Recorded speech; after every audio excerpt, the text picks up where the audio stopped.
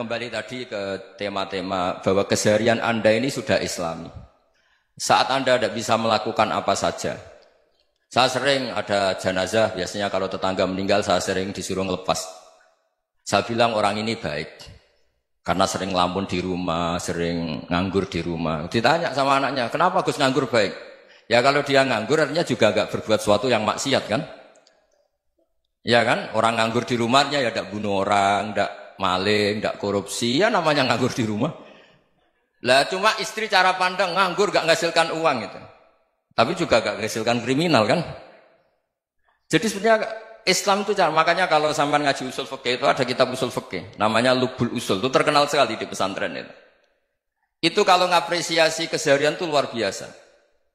Izma min mubahin illa wa yatahaqqaqu bihi tarku haramimma. Karena keseharian yang mubah saat Anda lakukan itu ada kehebatan yang luar biasa, yaitu meninggalkan haram.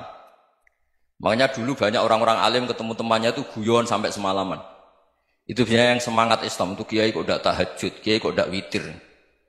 Orang yang sedang mapan uangnya banyak, malam itu tidak kelayaban itu sudah luar biasa.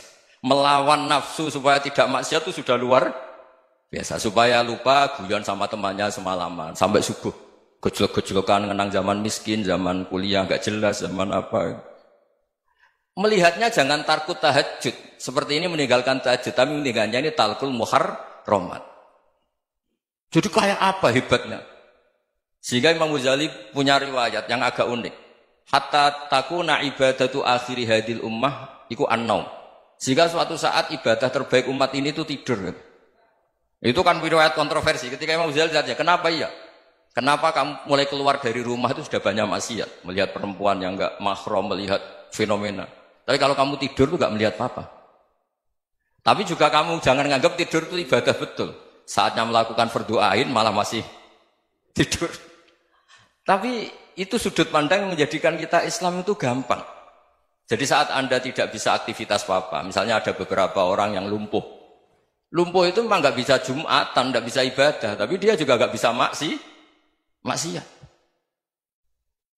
Tidur itu memang Anda saat itu tidak bisa tahajud, tidak bisa witir, tapi saat itu ada zina, ada maling, tidak gosipkan orang, tidak bully orang, tidak menanamkan kebencian, tidak hasud. Sehingga tidur menurut Allah Ta'ala wa min ayatihi manamukum billaili apa? Wan-nahar. Karena di tidur itu selain ada unsur istirahat, jaga stamina, juga ada unsur meninggalkan beberapa keburukan. Nah saya mohon ibadah yang keseharian ini kita jaga. Supaya kita semua baca ayat itu fasih. Fasih itu tertanam di hati. Allah itu siapa? Alladzi at'amahum min ju'i wa amanahum min khauf. Dan Allah kalau cerita di Quran itu anna sababnal ma'a sabba thumma syaqqaqnal ardha wa syaqqa fa ambatna fiha habba wa inaba wa qadba wa zaituna wa nakhla wa hadaika hulba. Kamu tahu saya ini siapa kata Allah?